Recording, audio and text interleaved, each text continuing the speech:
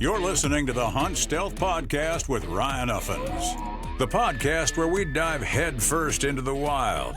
Whether you're an aspiring hunter or an adventurer seeking the untamed, together we'll explore the strategies and stories that lead to success in the great outdoors. Welcome to another episode of the Hunt Stealth Podcast. We are excited to have Kate Small on today. Kate, thanks for joining me. Thanks for having me. I'm excited to be here.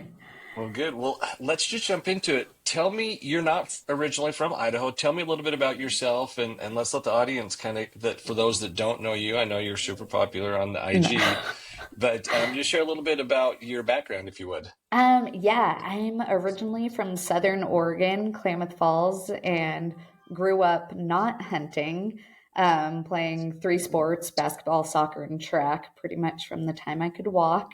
And that was my entire life.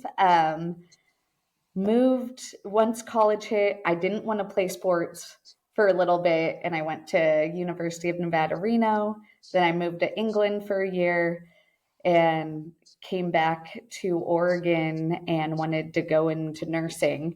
And so started going to nursing school, was going to play track and soccer, got a scholarship for that. But because I had moved to England, they had to prove I wasn't a professional athlete over there, which I was not.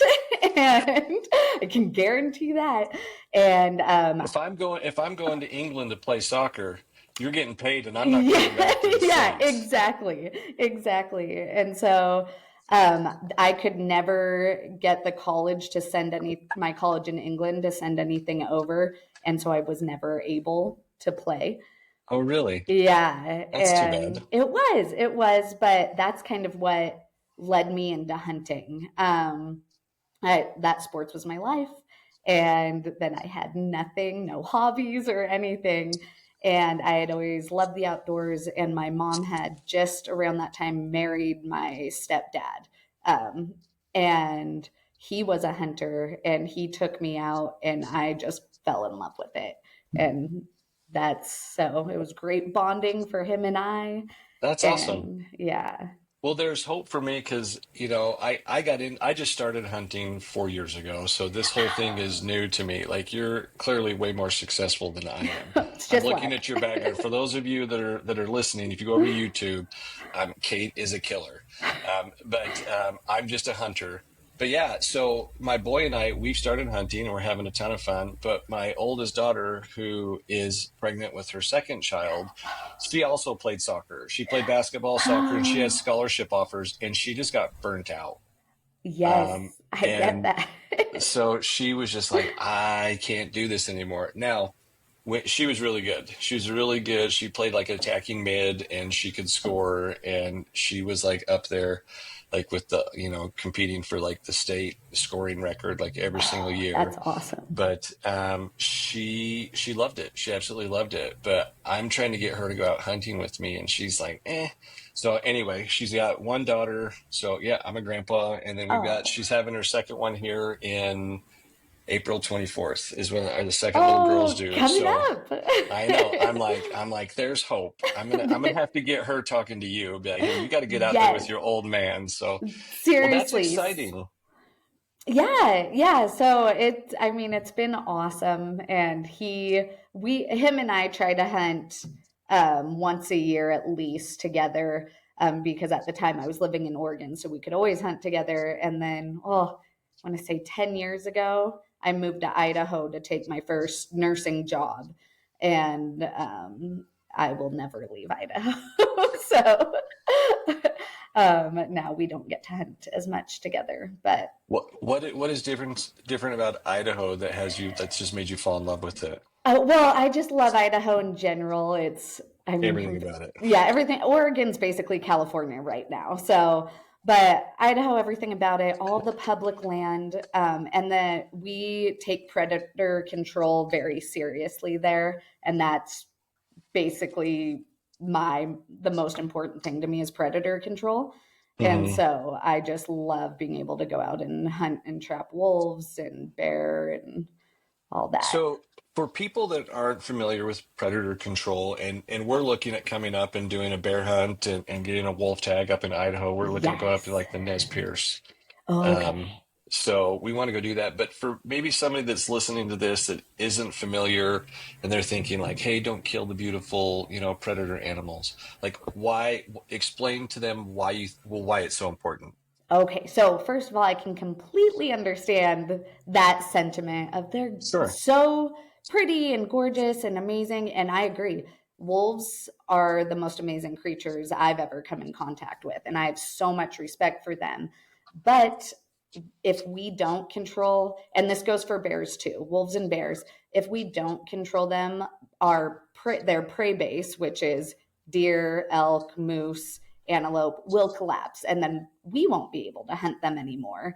And then in turn, if their prey base collapses, then we lose all our predators because they don't have a food source. So everything needs to be managed to keep a healthy population.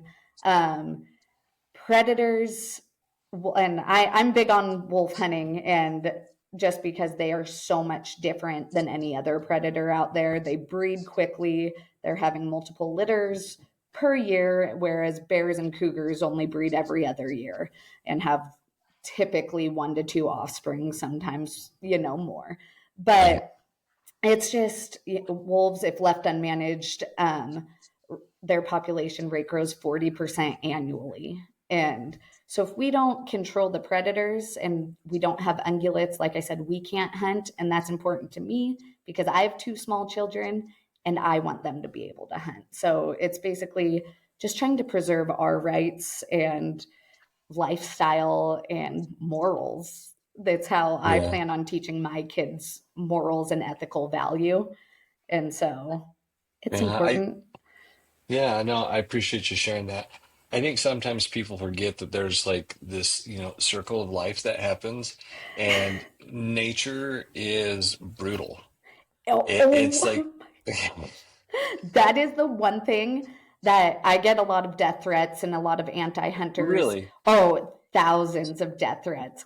And anti-hunters I'm looking forward just to those. it's fun. It's so much fun. I'm just kidding. It's not. But I always try to educate first. And of course you can't fight um, facts with emotions. There's just no way doing it. But what does work is if you show them a video of a wolf eating an elk from the back end while it's still alive for 2 hours, and they're Yeah. like, oh, that poor elk. I'm like, yeah, and it's sad. And then also, wolves are the biggest killer of wolves. And that's not a fun way to die, getting ripped apart. So I think they'd rather be shot with a quick death instead Yeah. of nature taking its course. Well, so to that point, I've seen videos where you've got cows out dropping calves and bears are just following Yeah. them, just eating them. Like the second they hit the ground, like they just start eating them. So they're never even given a chance. No, they're not. It's bears do a ton of damage on elk calves. Uh, yeah, I think, and even sometimes like you can show certain groups facts and evidence, and they're unreasonable about it. They just have in their It's mind that it's this wild animal that you are just taking. Um, we're murderers, and that's all that we are. Yeah, and And you'll never win that argument. The only thing I can say to that is, as hunters, we need to be better coming together and fighting everyone that's trying to take away our rights, because those people, there's a lot of them, and they have a yeah, lot of money behind them as well. yeah. Well, and the hunting community is strong, but I think sometimes we, well, I try not because, like I said, I'm a nobody. I'm a guy that found hunting at a later stage in life, But and that's so cool. it is kind of cool because like I tell my wife all the time, I'm like, I wish I'd have been doing this my entire life. And she's like, yeah, but would you be doing what you're doing now? Because like I love doing this podcast and like meeting all these different people that just have these great stories. And I've learned so much from them. And it's unique. But yeah, like we've gotten into it. We've got some great friends and groups, but it is wild out there how sometimes we can kind of eat our own a little bit. Absolutely. We are our own worst enemy. And it always amazes me. I'm like, why are we attacking each other? If you like, I hunt differently than some people, and people hunt differently than me. That's fine. Why I don't understand why a lot of hunters are like, you need to hunt this way. Oh, if you're in a tree stand, that's not the right way. Like that's not real hunt. And it's just like, let people do what they want to do. We all love the same thing and enjoy the same thing. Yeah, the ends that we're trying to get to are the exact same. Just let people do. That's I was talking with Eric Clark on the Okayest Hunter, and like their theme is like it's your tag, hunt it how you want. Yeah, And absolutely.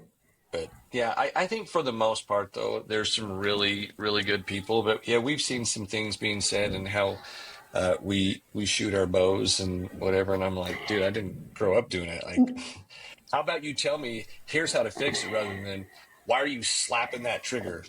Well, explain to me why not to slap it. Well, and it isn't weird if it works.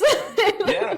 You know what works for you. And I don't know about you, but I've never felt the need to go comment negatively on somebody's page. If they're whatever works for them, if they want help, absolutely. If they don't, that's fine too. But I like however you shoot doesn't affect me any. Yeah. It's, Yeah, exactly.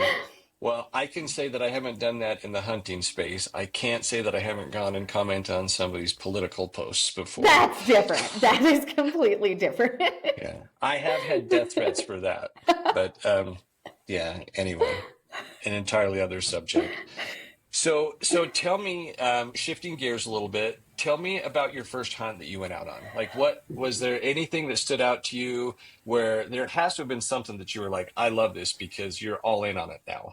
Yeah, well, I guess most of it was just being with my stepdad. And, I during those times together, I got to know him on a different level. And then just being out there with nature because it's like I said, I played sports. So hunting's a competition, but not with other people necessarily, with yourself, with Mother Nature, with the terrain. It's all one big competition. And I really love that aspect of it. Yeah, I think that it is a competition. It's you against Mother Nature, and these animals are trained to be paranoid. Yeah, I mean, you're hunting I mean, something with on the excellent prey animal, scent. yeah. Yeah. And I mean, even predators, their senses are so well tuned. And I have a gun or a bow. That's it. That's all I got. I mean, I guess we have eyesight now with binos and spotters, but But it's still, it's tough. It's not, anyone that can go out there and kill anything. I like good job because it's tough work. yeah. I can't. Well, I've shared this on some other podcasts. Like when I started hunting, I'm like, I'm just going to do archery until I kill something, and it's been 4 years, I and know a it's lot of tough. people. Like it Yeah, is tough. So, but I absolutely love it. I think like the challenge of it is amazing. And, I think for people that are out there, when you either hear an elk bugle for the first time and you're like, what on earth is that? Or you get to like draw back on something. And I mean, that's been mine. Like I drew like my very first time, like I drew back on a nice bull elk and I just didn't have a clean shot on vitals. So I'm like, I didn't let it fly. which And is the awesome. As a new hunter, even I know a ton of guys that would be like, it's close, because our opportunities are hard to come by. And so good for you having that boundary.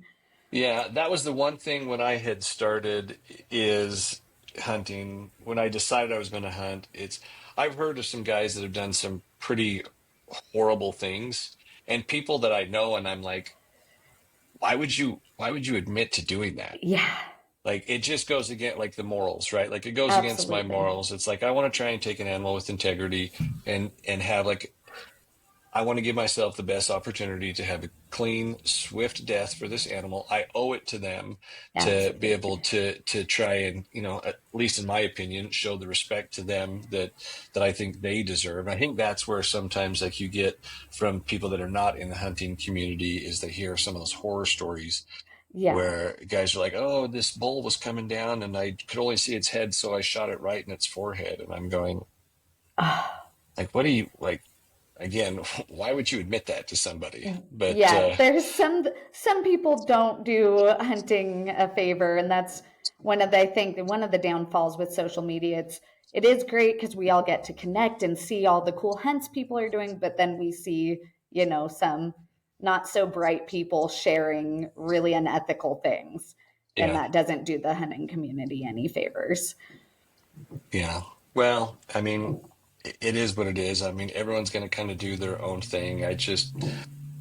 For me and people that I talk to, I always try to encourage them, especially if you're like bow hunting, like you should be as prepared as possible to be able, know your range, where Yeah. you feel comfortable shooting, and make sure that you can hit your target. And it's like shoot from your knee, shoot from leaning against a tree, shoot from behind a tree, like all the different things. Because that's the other thing for me that I like, you set a target out and I go out 40, 50, 60, 70, 80 yards and the wind's right, and like I can Yeah. put a shot on target. But when you're going uphill through branches, Yeah, and it's like absolutely. it definitely, it's hard. Like It it's is hard to be hard. able to decide when, know when to take the right shot, try and have an ethical kill. Yeah, and I think especially with bow hunting, that's a learning experience. A lot of failures come before your moment happens because you're learning every time you go out there, and you can't replicate that on a 3D target. No, no. And the other thing too is like what you had alluded to, like their nose.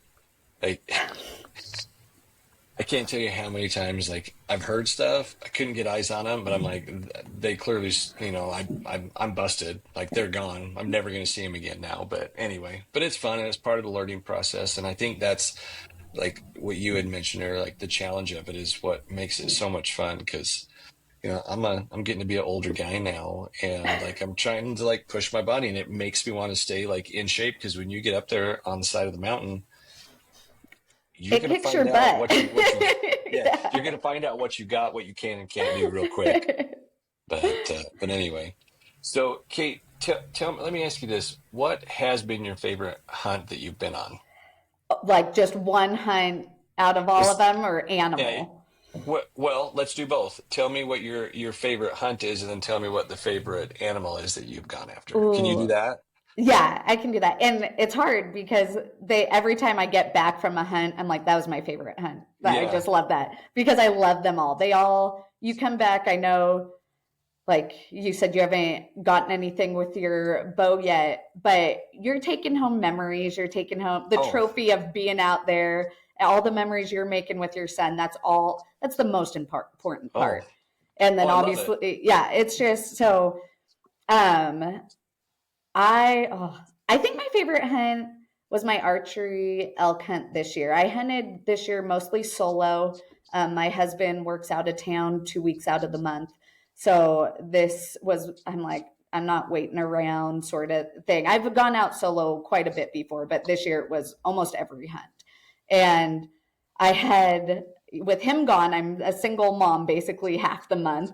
I have a first grader and a 3-year old. And so most days I'm like, hey, I hardly have time to hunt, have to get them to school, run up the mountain, and then get back in time to pick them up. So this day I had one whole day to go out for archery season. And I planned it where I could leave early enough. It was about an hour and a half drive, and then hiking 2.5 miles to get to where I wanted to be at first light. And I was hiking in there in the dark, and I got hot. It's September, and I stopped to take a jacket off, and I was booking it because I knew it was going to be close and of me making it for first light.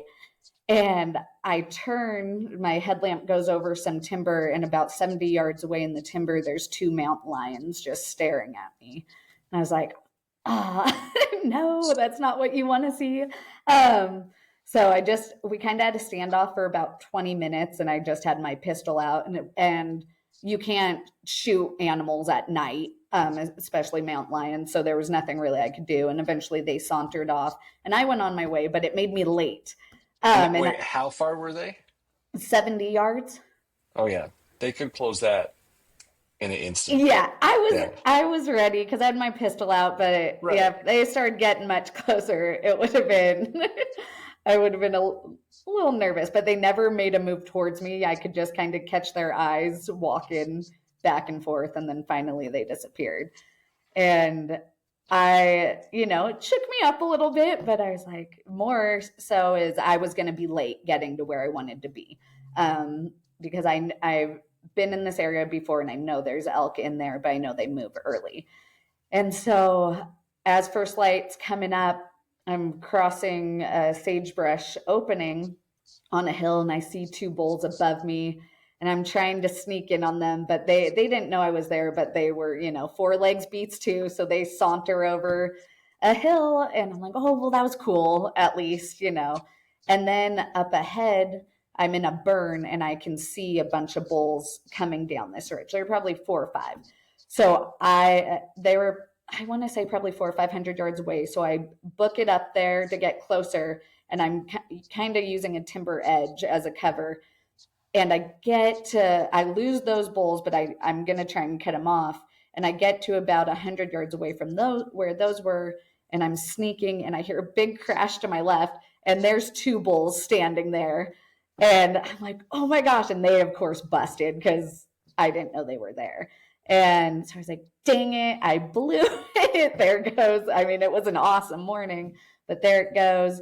And so I finally get to the spot I wanted to be at. And I'm kind of just hanging around there because I know they use a trail, this game trail pretty often, but it's all burnt. So I'm in the pretty wide open. And then I finally just hear bull bugle behind me. And so I had sat down to kind of like look at onX, see what I wanted to do for the day. And I stand up, grab my bow, and I see tines about 150 yards away just raking. And I know he's going to come my way. And I'm the worst caller, self-admittedly, worst bugler, cow caller, whatever, just terrible. So I know. I disagree. I guarantee you, if we had a competition, you would probably smoke me. We should probably have a competition for the worst because I'm pretty bad. Maybe that's what we can. When you're deep in the wild, you need fuel that won't quit. ReadyWise Pro Meals delivers over 30 grams of protein and over 500 calories per serving, keeping you strong for the hunt, the chase, and whatever the backcountry throws your way. From the protein-packed breakfast skillet to the bold Thai coconut cashew curry, these lightweight, freeze-dried meals are ready in minutes. Just add water and get back to the adventure. Made in the USA and built for hunters, explorers, and anyone who refuses to slow down. Get yours at ReadyWiseOutdoor.com and use promo code STEALTH for 10% off your next order. If we had a competition, you would probably smoke me. We should probably have a competition for the worst because I'm pretty bad. Maybe that's what we can do. We can set up a competition. Have everybody send in like their worst like bugle calls. Anyway, sorry, I didn't mean to interrupt. No, you're totally fine. But I think for me, I know I'm bad, so I have to hunt archery differently for elk.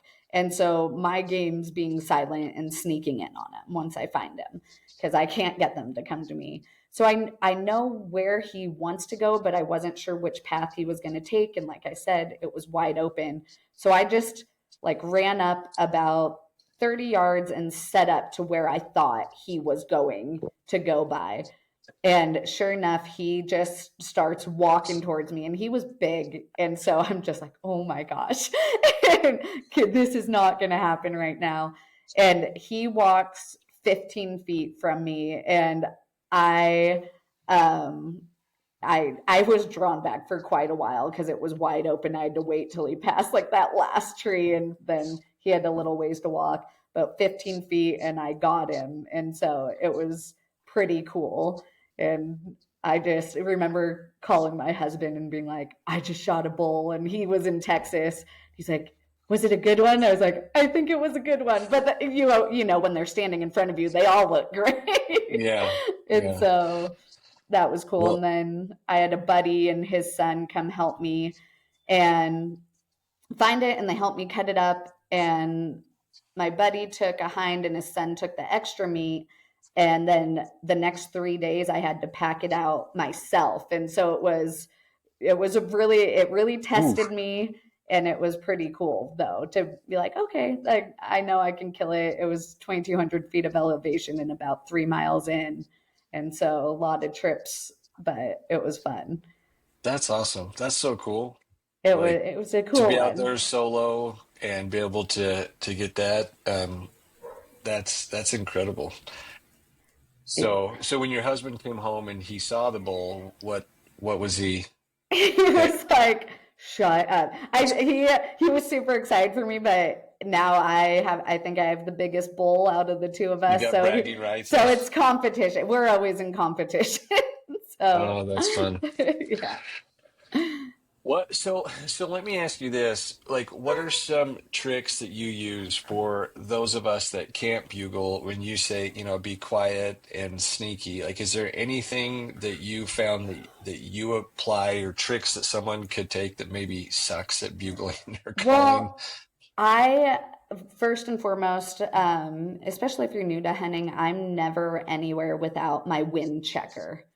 So just little bottle of whatever, Yeah. powder, and Powders, yeah, smoke, yeah, yeah. the smoke. And so I that's your biggest friend, because you can get in on elk really close if you have the wind.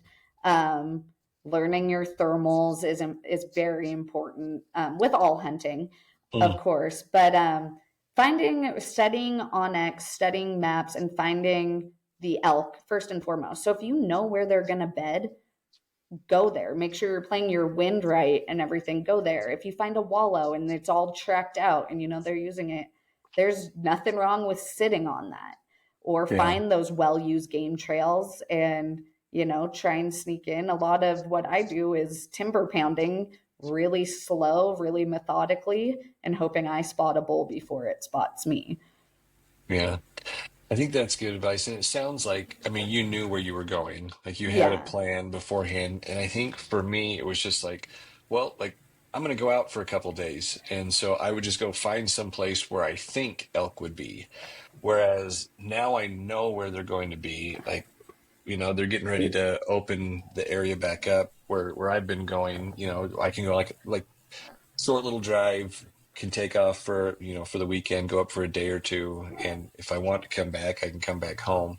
But getting just like feet on the ground and understanding the area, like you said, like their behaviors, I think is one of the biggest things where new hunters don't understand that. Like I No, haven't understood that. and it just takes time, and it's always a win, right? Just getting out there, and like you said, you learned a lot. So what's that saying? Like, I never fail, I either win or learn. Hmm. And you're learning, and that's putting you one step closer to putting an arrow in a bowl. Yeah. Yeah, when I got started, I just failed. I'm dense sometimes, so I'm like, not learning anything from it. But I will say, kind of what we had talked about is from doing, these type of interviews. Like I've learned so many different things that I am going back and ah, there. So now I'm learning. Right now, it's just been fail, fail, fail, fail, fail, and now I'm understanding the things that I was doing wrong. So I'm able to piece those together, which I've said this. I've said this in several of my podcasts as of late, like, and so I better make sure it comes true. But I'm feeling confident that I'm going to get it done this Yes, year. you are going to get it done. I have faith. So, so yeah. Anyway, well, I appreciate you sharing that advice. I think that's good to just like you said, keep that smoke on you that you can check and make sure that in the you're in the right direction that the wind is blowing. Yeah. I think that goes a long way in having success. So pivoting, what has been your favorite animal that you went out and hunted? Gosh, that again, so hard because I love them all. Wolves, I think, are my favorite because they are so difficult to hunt in Idaho. It's less than 0.006% of success rates. But I also love archery elk. And then spring bear is one of my favorites. Just the weather is so nasty, and the bears are a lot of times in some tough country. So that's so fun. And then muleys. You can't beat muleys either. So I can't pick one. It's out of those Is four, it, though. so okay, well, so let me ask you this. Tell me about your bear hunt because you harvested a incredible bear. Thank you. Yeah, so we bear is actually the only season we have like 5 days is usually the most we get to hunt ever in a row. And so that's usually the only season we'll do like plan a longer hunt. And so we're in the backcountry all the time, but 5 days is the maximum, 5 full days of hunting. And so my husband and It's I you and went your and looked. husband, yeah, Yeah. right? So you got littles at home that you can't Yeah. just be. So we go to great lengths. So we drive 12 hours to my parents in Oregon, drop them off, drive back, go hunt, and then drive back to go get them. So it's a big ordeal, which is going to get a lot more tough the further they progress in school, and I can't really get away with taking them out Right. of school. So this bear hunt, we go in. We had a camera guy with us who is not a hunter, so it's always fun to get to see him. Like, what is this? And we struggled this year.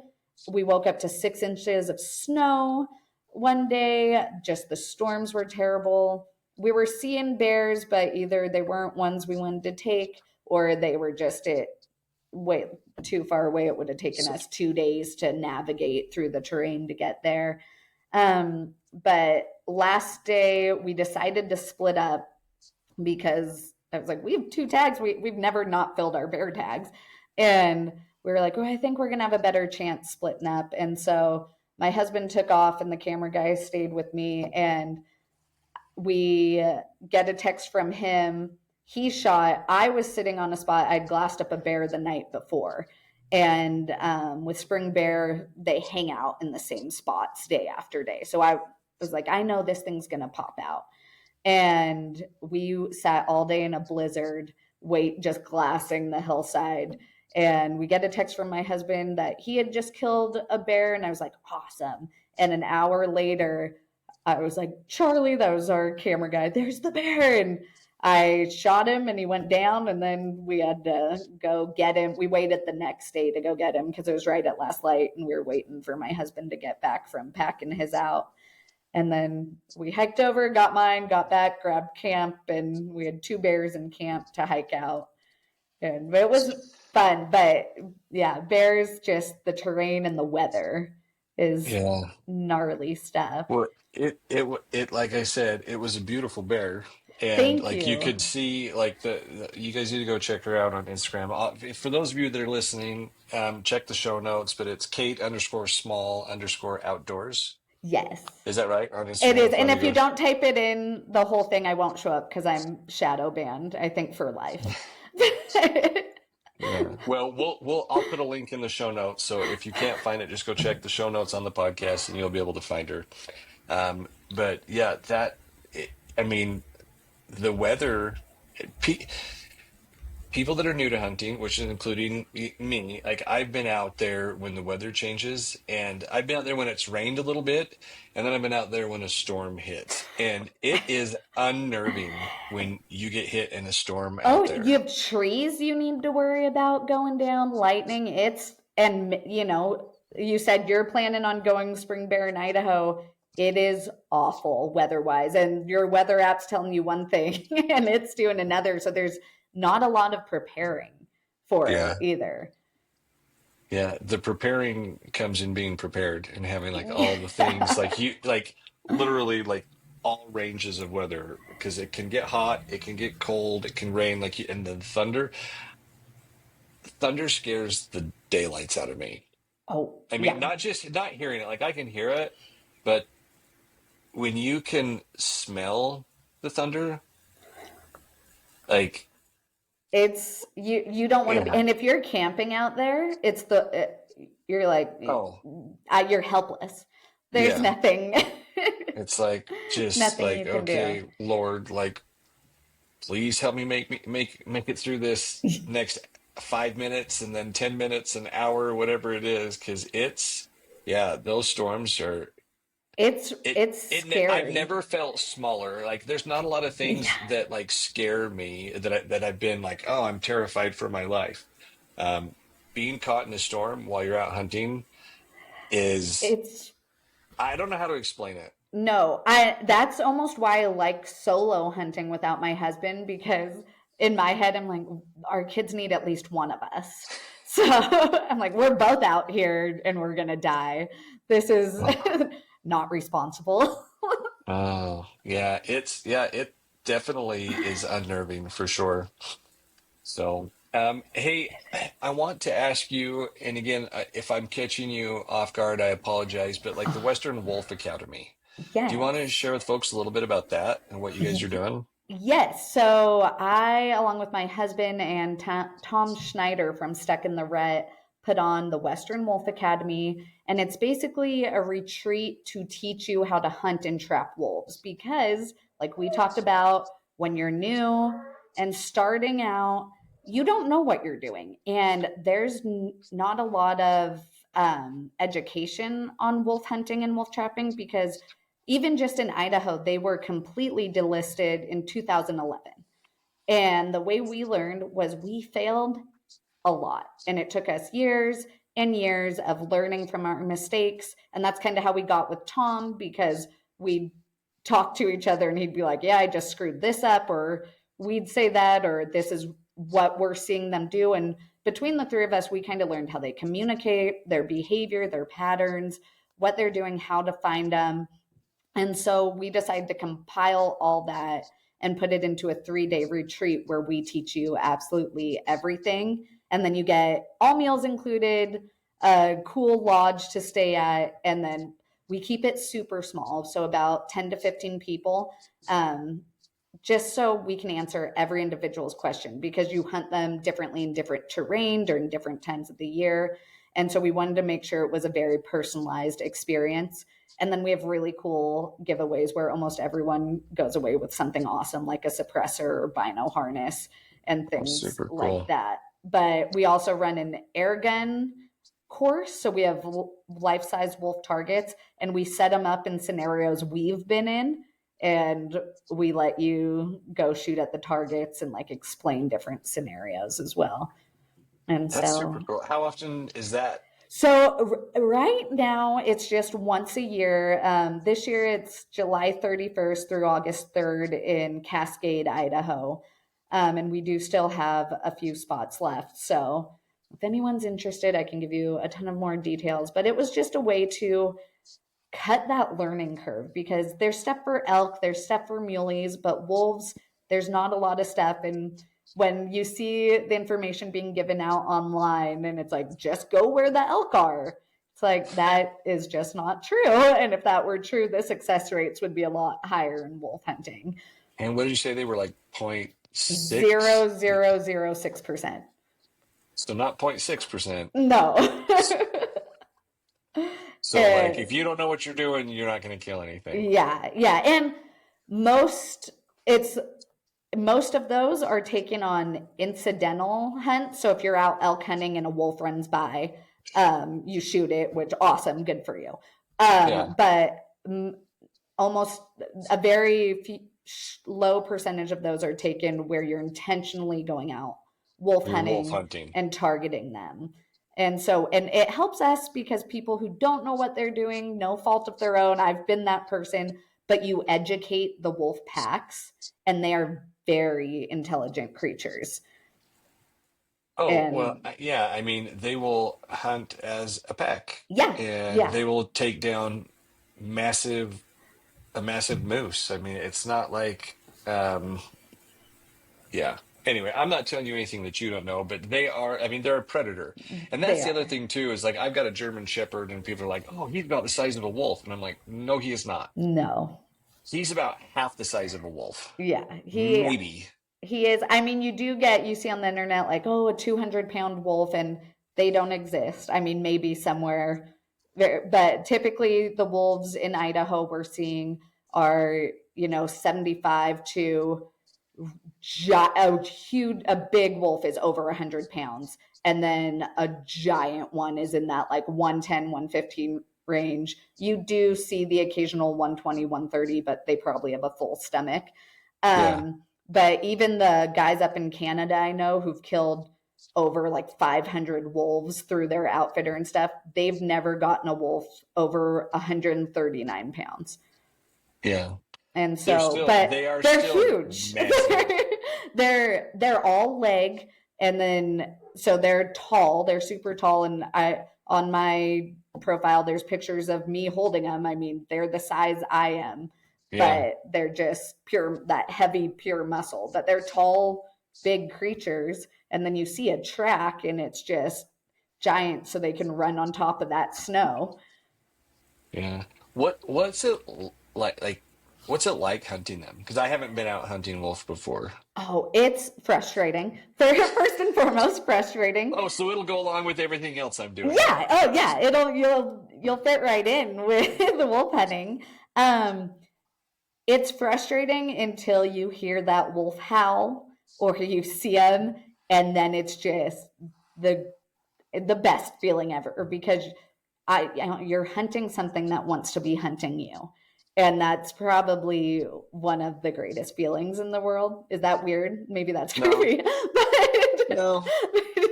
Don't report me. Yeah. But it's there's nothing like it because you're trying to outsmart an apex predator. Yeah. And a lot of times they're smarter than me. I've been out calling for them where I know there's a pack there and waiting and there's nothing coming in. And I'm like, oh, and I stand up and turn around and there's one standing behind me. And you're just like, oh, no. And opportunities are so few and far between. Even if you were out there every single day, you would have very few opportunities. And so when they do come around, that feeling is like no other. The pressure to get it done is probably up there. And we've screwed it up, that's how we learned and we still do. It happens, but there's nothing like it when you do get a wolf. And even trapping, walking up on them in the traps because you're trying to get an animal that has a 250 square mile territory to step on something this size. And they are smart. And so any wolf anyone takes, I fully support it and I'm stoked for them, no matter how you get it. So you said you got some spots left. What would that run somebody if that was something they wanted to do? So it costs about $1,800, and that includes, like I said, you have basically a 1 in 10, 1/15 chance at a suppressor, custom knives, all that, lodging, meals, all of the information we've learned throughout the years, access to an online course, which runs about $500 with basically all the information. So, and then a Kuiu day pack filled with all of our wolf gear. So like a Phelps wolf howler. So it's basically a bugle tube, but for wolves. We usually do an Onyx membership and a bunch of other stuff we use to put you on the right track of getting it done. That sounds like a bargain. So if someone was wanting to sign up to that, where would we send them? So you could either message me or go to our Western Wolf Academy website. I think if you Google it, it pops up. The website's like a million different letters, and it's linked in my profile too, I believe. And I know you have the link to your Instagram. I just was looking at it, and I think you've got the link to the Western Wolf Academy. So if they go to your profile, and then there's a link to the Western Wolf Academy page. I'm sure on that page there's a link to the here. We'll just do it in real time here.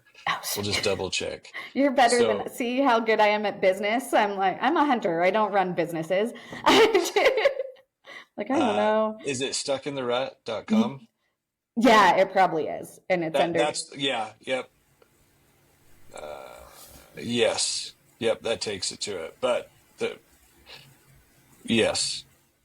So the link is there. The price is different than what you said, so I just want to make sure that we're looking at the same thing. Does it say $900 deposit? Oh, yep. Sorry, okay. 900 deposit. Yep. Okay, $900 deposit. July 31st, August 3rd, or you can message Kate on the IG and she can help get you set up. So how many spots do you have left? Couple? Well, yeah, I don't know how many exactly. I have to look. We have a few left. If you want to go, jump into it. Make sure and reach out or go visit the website. Yes, and we did just have we had it last summer, and we had a guy get 2 wolves a month apart that attended it. So that was super cool to see that come together. So he's able to apply the things that he learned to get the job done. That's awesome. Yeah, and he called us. I think that's our thing is you can call us anytime after, and we'll talk to you all about it if you're in a certain scenario or situation. And he called us, I think, every single week until he got one, and it worked. That's awesome.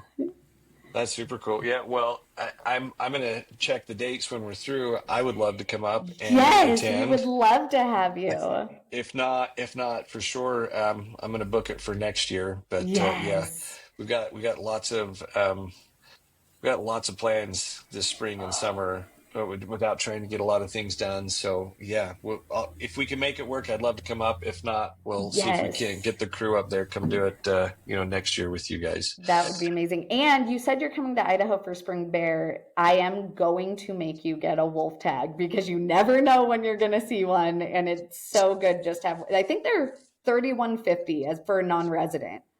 Yeah, it's cheap. It's cheap. I want to say like my bear tag that I'm looking at is like $250. Yeah, that sounds right. Or no, I'm sorry, the bear tag's 41. I think the non-resident wolf tag is $250. No, the non-resident wolf tag's cheaper. It's $31.50, I'm pretty sure. Okay, well, the bear tag's more expensive. I've been wrong once before, Kate. That was when I thought I was wrong. But I haven't purchased them yet, so you're probably right. But yeah, I think you can get if you're a non-resident, you can get 2 bear tags and a wolf tag. Yeah, if you're in a 2-bear unit, they're not all 2-bear units, but they're if you're in a 2-bear unit. We're looking at. I'm not going to try and take 2 bears, but from what I was told, you can get 2 bear tags and a wolf tag. But so what kind of hunting are you baiting, spot and stock? So the guy that we're going up with, he's like, we can help you do whatever. There's some of us that are talking about doing like the bait. I kind of want to do, I am a glutton for punishment. I kind of want to do the spot and stock, which I think makes it that much more difficult. And I want to do it archery. Yes, do it. So I may be talking about me doing this for a couple of years because who knows if I'm going to wind up being successful or not, because I've never done this before. So this whole thing is new. I think if we were to do bait, like the guy that we're talking to is like, we'll get it done for you. Yeah. Because it's not shopping, but it's like, they'll come in and you'll have an opportunity. Yeah, we'll get you on a bear, not a problem. But spot and stock is going to come down to what kind of condition I'm in, and I'm just and then like I said, I'm going to get a wolf tag in the event that we stumble across one, and hopefully I'm part of that 0.00006% or whatever it is that gets the job done. But yeah, I just love it. It's getting out and Mother Nature, and just it does so much mentally to just give you a reset and let you come back and just deal with life. I wish my wife would do it. She is not an outdoor girl. Like, her idea of camping is going to a cabin, like by a lake that we're like, a 15-minute walk into town to go get groceries, right? But hey, I mean, to each their own. I bet if you had started when you were younger and your kids were little, that's better. I tell people don't marry a hunter because then you never get to go and it's a fight of who's getting to go out. If you marry someone who doesn't hunt, you always have a babysitter. Yeah. Yeah. And that's the thing is like our baby turns 19. We got started young. We had kids at 20 and we've got 25 and 24-year-old and a 19-year-old and it's awesome. But she is willing to, she says, she's like, I want to learn to fly fish. Now, she has come around to the whole idea I say she's a city girl. She's not like a city, she's more like a suburban girl, right? She wants to be able to have, be close to family and all the nice amenities. But she's coming around more and more. She's like, I think I want to do what you wanted to do now. Like, let's get some property. Let's get some horses. She wants like the what are they? The Scottish Highland cows. Oh, and I'm like, babe, like, now we're talking. Like now we need to get a little bit more into the country. And she did say, she's like, I want to start fly fishing. So she's going to start fly fishing this summer with me, which will be a ton of fun. And it's just baby steps. And then if you get the cows, then you have to tell her, well, we have to hunt coyotes to protect these cows we have. And so you need to hunt. Yeah, she'll be like, that's a you job. But yeah, baby steps, right? Get her fly fishing. She's like, I want to go someplace where there's no bears. And I'm like, well, in Utah, like you've got some places that you're pretty safe, but where I want to go, like we're definitely going to be in the bear country. But yeah, we'll warm her up to it. Yeah. Get her out there where she's comfortable, and then maybe eventually she'll come around. But I think she would be a killer because she is like physically like superior to me. I think if we were to go out like and start having, if she would go into the country, I don't know that I'd be able to keep up with her. She'd end up waiting for me and be like, let's just push a little bit further. Let's go a little bit farther. So anyway. Can you use her for after you kill something that she can come up and pack it out for you? I mean, she might, I don't know. I would be shocked. Like you said, baby steps. I haven't killed anything yet to even have that be part of it. Maybe that's the next step. Just manifest it. You've got it this year. We're going to get it done. So anyway, well, that's fun. So, okay. Another question that I have for you, and I think this is kind of a fun one. Like, what is one piece of equipment that you don't go into the backcountry without? Ooh, is this like survival? Whatever you want it to be. Oh man. Okay. It can be survival. It can be hunting. Like it can be sentimental. Like whatever so you want it to be. Anytime I go out into the backcountry or even just for day hunts, I am never without a med kit. Maybe that's the nurse in me, but you never know what's going to go wrong. And on that, I will say a lighter as well to start a fire because you just don't know what's going to happen if you're going to get stuck out there all night long. So med kit, I always have a tourniquet in it. That's my biggest thing is, you break an ankle, you'll survive the night. You slice an artery with a broadhead, you're not going to survive long if you don't have a tourniquet. So that's my biggest thing that I always take out with me. That's a good one. That's a really good one. I think there's a lot of people sometimes that forget even taking med kits out. Yeah. And it's always in my pack, no matter what. I don't take it out every year. I go through it and see if there's anything expired or anything I used and I redo it. And then it stays in my pack the whole year. So, okay. Follow-up question to that is what is the most overrated piece of hunting equipment? Overrated. So much of it these days is overrated, right? It's comfortable. It makes it easier, but most of our equipment is overrated. More like clothes is overrated. Do I need like this 2-ounce jacket that'll keep me warm? No, but do I like it? Yes. Yeah. And so like camo, things like that. Our grandfathers were shooting stuff in jeans and a flannel. So do I need it? Yeah. So I would say types of clothing. We're fortunate to have it and it's comfortable, but it's overrated. You don't need to spend $2,000 on your outfit to go out and be successful. Yeah, I think it goes back to what you were saying earlier is take that wind indicator with you. Yeah. I think that's going to help a lot more than camo. And then I think also too, the type of hunting that you're doing. Archery, you do have to get a little bit closer. And so, some of the camo and some of those other niceties are good to have. Are they necessary? No, but, you never know. I don't know. Like, I think that's fair. Yeah, like you said, some of those extra things, like, do I need this that's going to keep me warm? No, but it sure is nice if I get cold. It is. On those backcountry hunts, I'm counting down to the ounce of what I have. And it does make a difference for me. I'm like 5 foot and weigh about 100 pounds. So I don't want to carry a ton of weight in the backcountry to go camp. But also some of the stuff, I have like a little blow up lightweight pillow. Do I need that? Absolutely not. But I take it. Yeah.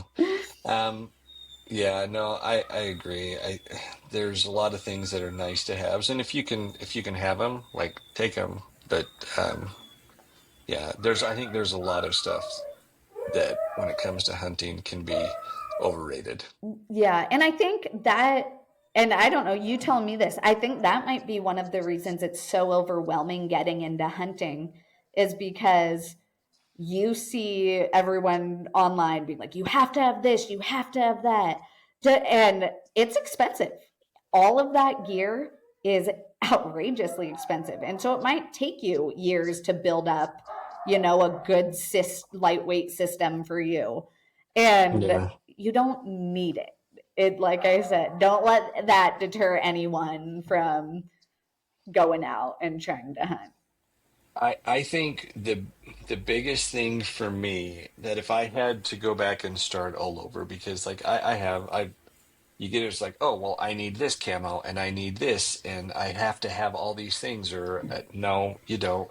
But for me, the one is getting a nice pair of shoes, because when you're on the Yes. mountain and you're on your feet all day long, um, it is like your feet can take a beating. Yeah.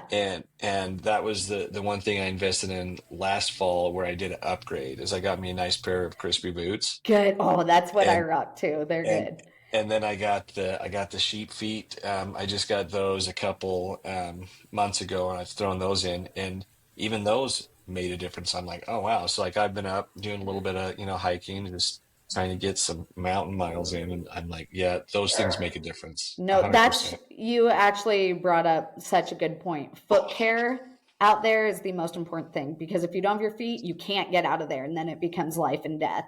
And even down to, if our feet get wet out there and we're on a multi-day hunt, we stop and we dry our socks out. And every night we're drying our boots out, because it's so important. Every time Yeah. we feel like a blister or hot spot coming in, we stop and take care of it immediately. Because if you can't walk, you can't hunt and you can't get out of there. Yeah. Well, and I think too, so like for me, like my only experience having, like, we got caught in a thunderstorm and it just dumped rain. And when we left the truck, I turned to my son, I said, "You got your rain gear, right?" And he's like, "Yeah, but it's not going to rain." And I'm like, "But you have your rain gear." And he's like, "Yes." And he was the one with the tag to fill. And so I was just out there with them. And anyway, the storm comes in and he didn't have his rain gear. And so, No. so like I took my rain jacket off and gave it to him so he could try and That was so stay. nice of you. I know I should have been like the dad that's like, yeah, no, knucklehead, but I mean, it got real up there. Like that was the one where the thunder came in and I was like, we're not going to make it off the mountain. I mean, it was gnarly and we were just drenched. And so for me, like I'm thinking like, oh, like the Gators, right? Like I don't need a pair of Gators. We're up Yeah. there spring. It's mid-September. And I wish I'd have had those, because I got so soaked it started going down inside of my boots to where, and then even like once we got back, it was a nightmare. Like that Well, and was, you don't realize how cold you can get in a store, even if it's middle summer in a storm, if you're oh, soaking wet. we went from t-shirts, we had our t-shirts and packs on, to throwing all the, like we had, like the hoodies and the jackets and then the rain jackets. And I mean, I had like the jet stream, right? So it's got a little Yeah. water repellent. That worked for about the first 45 minutes. Yeah. And then that got soaked through, because it just like finds its ways like in Yeah. in the zippers. And anyway, we got back to the truck and I'm taking that off. And by the time we get back to the truck, of course, like the rain stops and like I'm watching another thunderstorm come in. I'm like, we're done. Like we're done. We're calling it. Let's start going down the mountain. And we're driving through like all the roads. I mean, we're way up there, Oh, and yeah. like the roads were narrow and like part of the road was like washed out. Yeah, it was That, fun, but we're gonna I, remember that we didn't have a successful yeah. hunt, but we remember that. It's like, remember we almost died. It's a And story to tell. yeah, it was, we had, I mean, looking back, we got down, I remember we got down the mountain and it was such a brutal climb out too. Like I had to stop, and like my boy had fallen asleep and I like woke him up. I'm like, you have to drive. I'm like, I have got such a cramp. I couldn't even push on the brake Oh my anymore. gosh. So I'm like, and it's like an hour and a half drive down the mountain. And I'm like, anyway, we're about halfway out of it. And pulled over, and I'm like, you have to take over driving. I'm like, I That's have a cramp that is so bad. So like, anyway, he comes over and takes us the rest of the way home. But it was miserable and freezing. And I mean, once we got back to the truck, we cranked the heat up, yeah. and we were okay. But yeah, we were soaked to the bone. I mean, No. soaked. But the things we do for hunting and to like, get that meat and kill an animal. Yeah, it's amazing. Well, Kate, really appreciate your time. As we wrap up here, is there anything else that you would maybe share with somebody that's new to hunting that you think would be beneficial for them to hear or to do in order to try and have success? I would say don't be scared to ask questions. Like we talked about previously, there can be a lot of negativity for people that are new to it and don't know what they're doing. Don't listen to those people who are negative because they probably haven't killed anything anyway. So, just everyone starts somewhere. Any like successful hunter was right in your shoes at the very beginning when they started. So don't be scared to ask questions and just practice and make sure you keep it ethical. Awesome. I think that's great wisdom. Hey, all right, guys. Kate, thank you so much. Again, go give her a follow if you're not already. Kate_small_outdoors. And it's Western Wolf Academy as well. And we'll put links and everything in the show notes.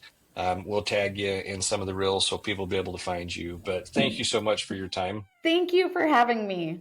It's been great getting to know you, and we'll have to do it again sometime. Yes, absolutely. Okay. All right, guys, stay safe and God bless.